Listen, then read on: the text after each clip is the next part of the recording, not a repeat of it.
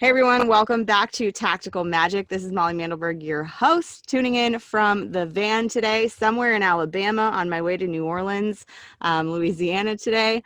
And of course, have to stop and find good signal to record another epic podcast, geeking out about how to have a podcast, which is super timely for me because I'm about to launch another podcast. More on that soon. I'm not ready to announce it quite yet, but hang on just a second. We'll be back after this little intro. It's not just about mastering technology. It's not just about brand or messaging. It's not just about making more money. It's about showing up in a big way so your people can find you. This is about bringing your most wild and authentic self into the hustle and grind. Welcome to Tactical Magic, a business strategies podcast for the warrior goddess entrepreneur. Okay, so I have David Perez here with me today. He is the host at the Audience Coach podcast expert and podcast producer, as well as the founder of TalkingSilkworm, a podcast production agency that focuses on helping health and wellness coaches, that's some of you guys, set up and launch their podcasts. Welcome to the show, David. Thank you very much, Molly, for having me. Yeah, so happy to have you here. So tell me, just in your point of view, why have a podcast?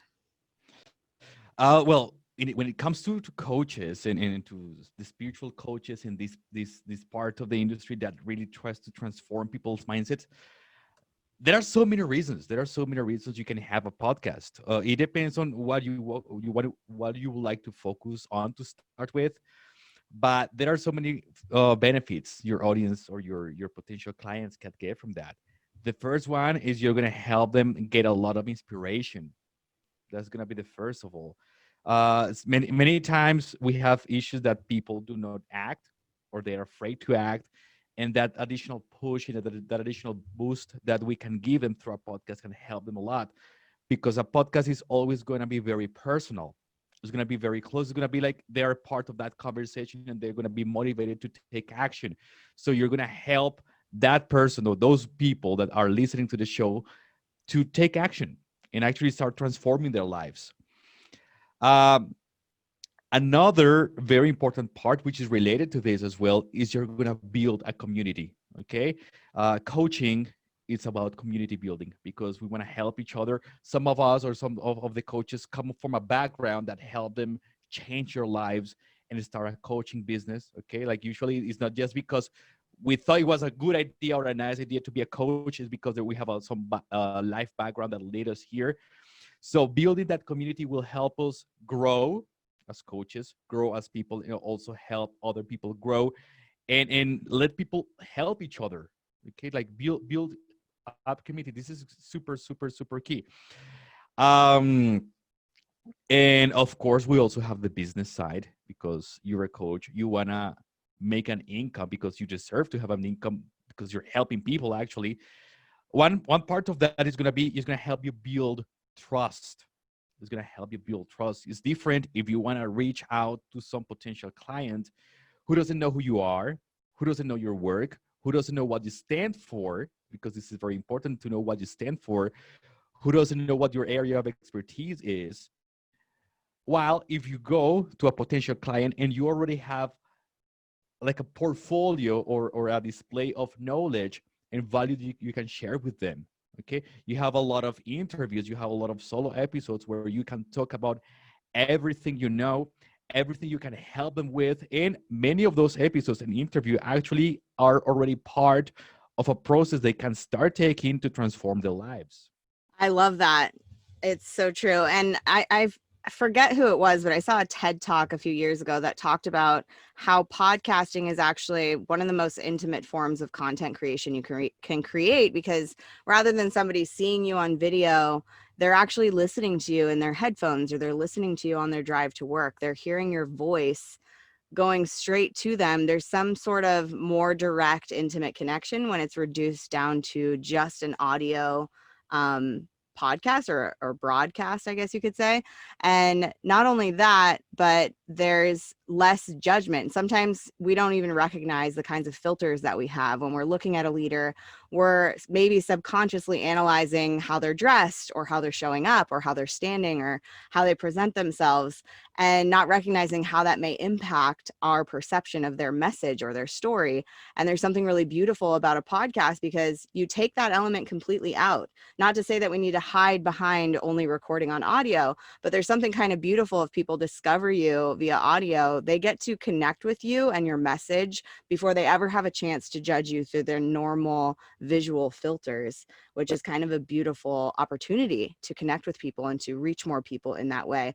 I have to say, of all the places that I could create content, from YouTube to Instagram to Facebook to my blog to my email list to my courses and my programs to all the little places, my podcast has hands down created more positive feedback for me as a leader than any other platform that I'm on. I've had more people reach out and thank me for this podcast. I'd love to hear from you if someone's listening and wants to send me that email. That has made me feel so good. It makes you feel like you're really making a difference and like you're really connecting with people, like you said, building that community of people who hear you and get you and are inspired by you. And there's really nothing quite like feeling like all the work that you're doing is actually landing somewhere and being received by the people who need it. And I think anyone who's listening, who's a coach or a leader or a facilitator of transformation and growth and healing, that's the one thing you want to know, is that people are receiving your message and it's making a difference in someone's life, even if it's just one person's life. That really makes it all worth it, in my opinion. So for people who you work with in your amazing podcast production company and agency, how does the process go? What is the right point for someone to take the dive and start working on a podcast? Okay. If you allow me, I would like to address some of the points you just talked about Yeah, absolutely. in regards to how intimate the podcast is, and there is a very important issue here, and it's the visuals. Like sometimes in marketing, people say like, okay, you gotta go with video. Video is the king. Video, but there is a constant fight for attention. You have a lot of applications, a lot of websites, a lot of things there that are craving or that are fighting for your attention. If you're watching a YouTube video, you're gonna have like 10,000 like things popping up there. You're gonna have ads. You're gonna have notifications from your like messages and Facebook and other stuff. So there's gonna be always interrupting you and getting your attention. While if you are listening to a podcast, actually not having that visual factor helps you disconnect from everything else and actually connect to the content. That is one of the reasons why when you listen to a show, because there is a big difference in engagement between video and podcasts. Video engagement is around 3 minutes. So you're gonna go on YouTube, you watch a video for 3 minutes, you don't watch the whole video most of the times, and you just drop it and go to the next one for the next 3 minutes. So the attention span for video is very short, and through video you only get to learn very specific things, but you don't get to access experiences and transformational stuff as you can do in a podcast. A podcast episode can range somewhere between 30 minutes to 60 minutes, and people will usually listen to at least 80% of the episode. So it is a very, very big difference, a huge difference in engagement. Having a person connected to your content for 3 minutes to having a person connected to your content for 20, 30, 40 minutes, 60 minutes. And that's why even though your audience in a podcast show could seem like it's smaller, like you don't have as many listeners as you could have viewers on a YouTube channel, but actually the connection and the feedback and the engagement is going to be way higher on a podcast show than it could be on a YouTube channel or on a video channel. So that's one of the great advantages of podcasting, besides being um, a format is growing, is constantly growing. A lot of companies are investing into podcasting. Video companies are now investing in podcasting. Wistia, for example, which is a very popular video company, is investing into podcasting. And other like Spotify, for example, they have bought several podcasting startups. So there is a great opportunity here for audio, particularly for the podcast industry. Yeah, that's Now, sorry, you want to add any comments? no, yeah, that's great. Great information. I think we needed that. Thank you. And in terms of what the process is when you want to start a podcast, particularly as a coach, as a coach, or if you work with meditation, or if you're a spiritual coach. So there are many ways you can approach it, but first of all, you need to be clear about who your audience is, which you already know in a certain way, because your audience is going to be very similar to your current client base, even though you have like different types of client, but they have a shared they have shared characteristics. So you need to identify who your audience is and why you are creating the podcast. How is the podcast help them? Okay, the podcast is not going to be about yourself, because like that's what some people and companies do as well.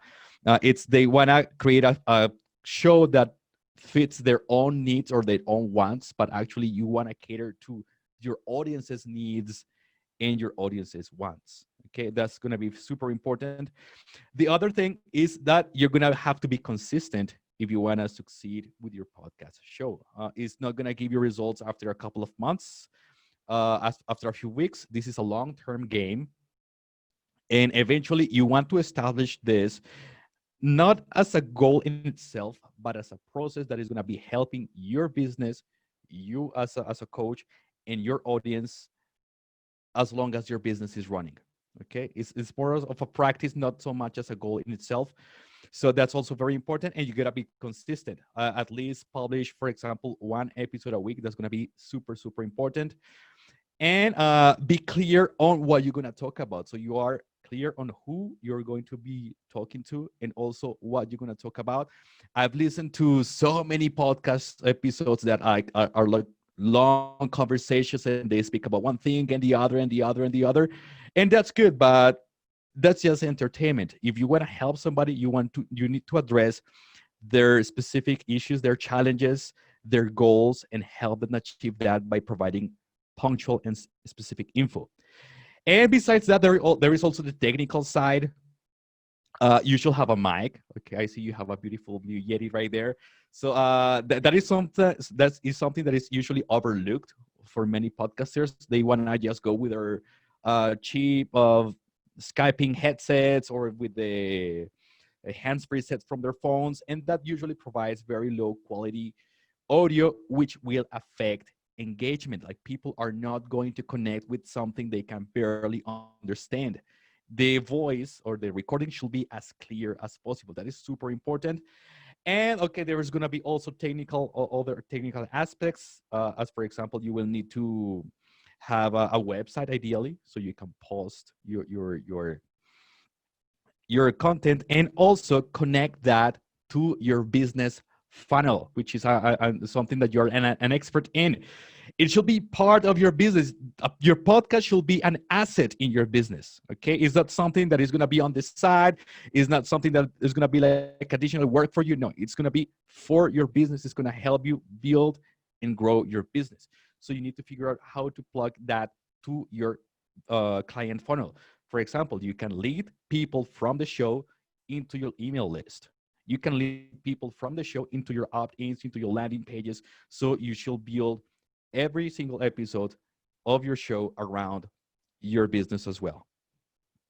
Yes, absolutely. And for anyone who's wondering how to get onto my email list, you can go to wildheartsraiseup.com/quiz for a really fun gamified experience of going from how to recognize what level of thought leadership you're at, and then you'll start getting really juicy, fun emails from me. Thanks for the idea of mentioning that here, by the way, David.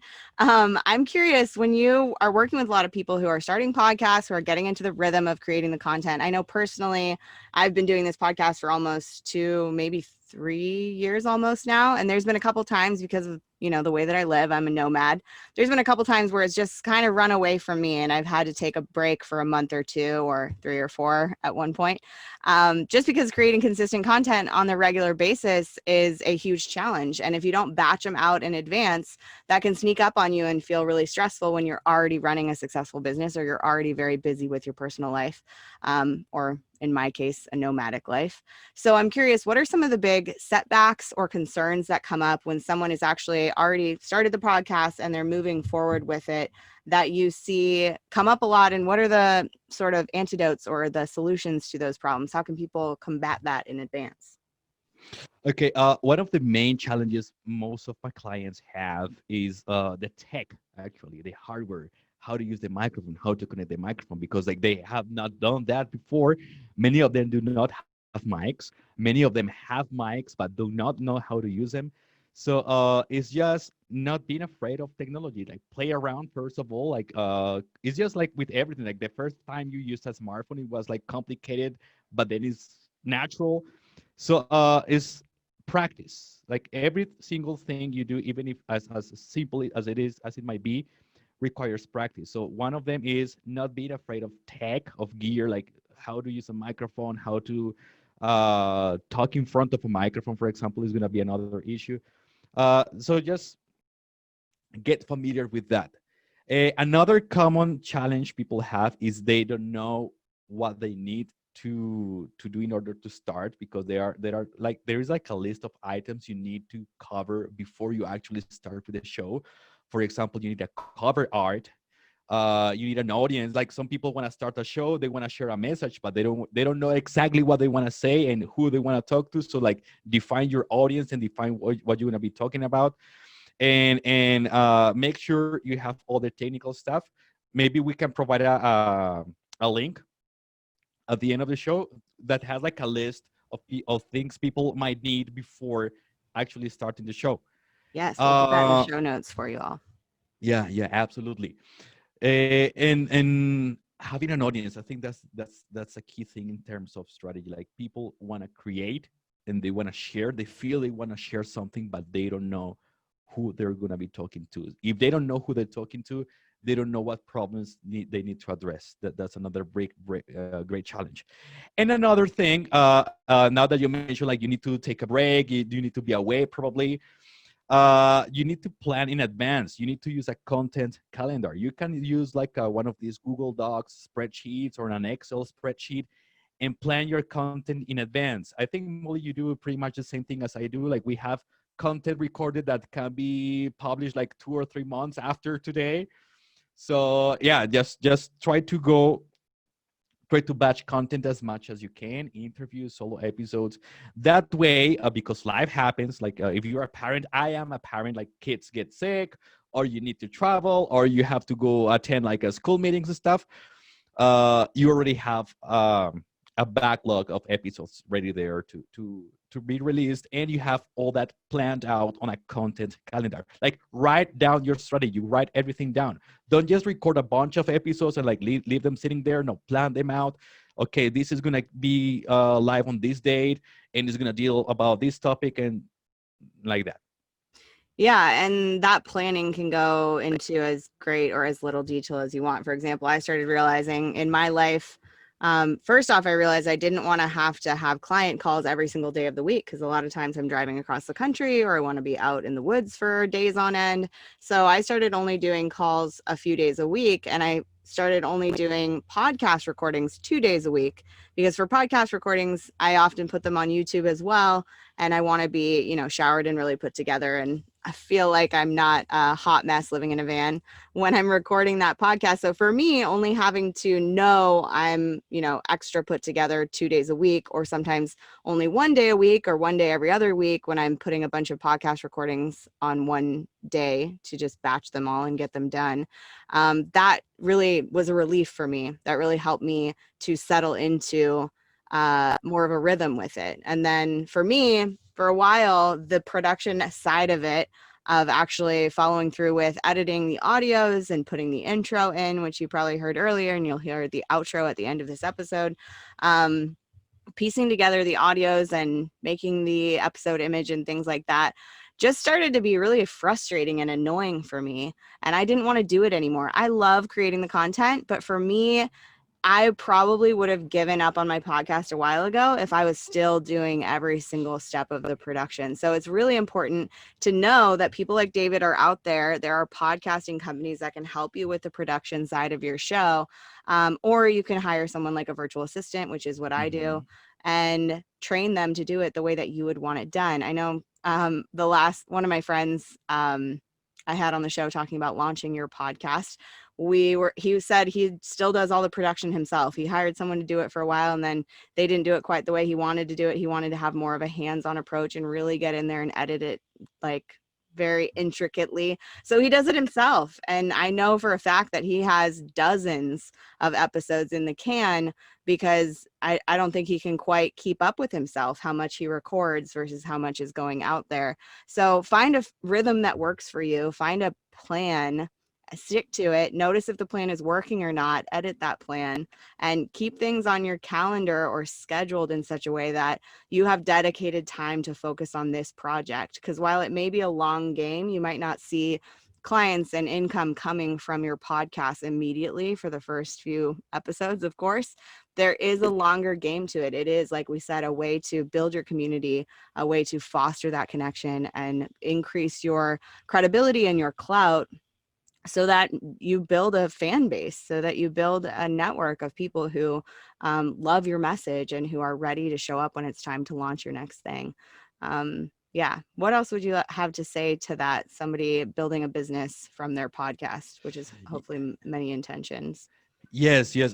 It's related to something you just mentioned, and it's not just about bringing an income, which is very important and should be definitely a part of the objectives of your show, but it's also about connecting with people. It's establishing that connection that matters, because the market might change, the income might change, but if you're connected to that audience, if you know how to help them, if you know how to listen to them, if you are able to understand them, you will be able also to change and to improve. And if the market varies and then like something is no longer profitable, you can adapt yourself and adapt your business and keep going on and continue helping people. It's awesome. I love it. So how do people find you? How do they get a hold of you? What's the first step to take if they want to know more about getting your support? Okay, they can find us at audiencecoach.com. There you will have like all the episodes of the podcast that we've been publishing. You can also find me at david at audiencecoach.com or on Instagram at audience.coach. Audience.coach. Awesome. So Yep. everybody open Instagram real quick, unless you're driving, and look up audience.coach and give David Perez a follow real quick. And that checklist or that list that you mentioned earlier about the things to have ready before you launch your podcast, we will put the link to that in the show notes so that you guys can see it. Any last words or inspiration or guidance that you'd like to leave people with? Yes, go ahead and take action because you have a lot to share. Like if you don't have a podcast yet, you have a lot to share. You have a lot of messages. You have a lot of value to offer, and it's just sitting there inside you, not going out. There's so much impact that you can generate from what you can do. So go out there and like put yourself in front of people you can help. Put yourself in front of an audience and contribute to changing the world. Absolutely. I love that. Never give up, never give in. Do whatever the heck it takes to show up and make the difference that you're here to make. Thank you so much for being on the show, David. And thank you, everyone, for tuning in and listening. This has been another episode of Tactical Magic, and we will catch you again next week. Bye. Bye.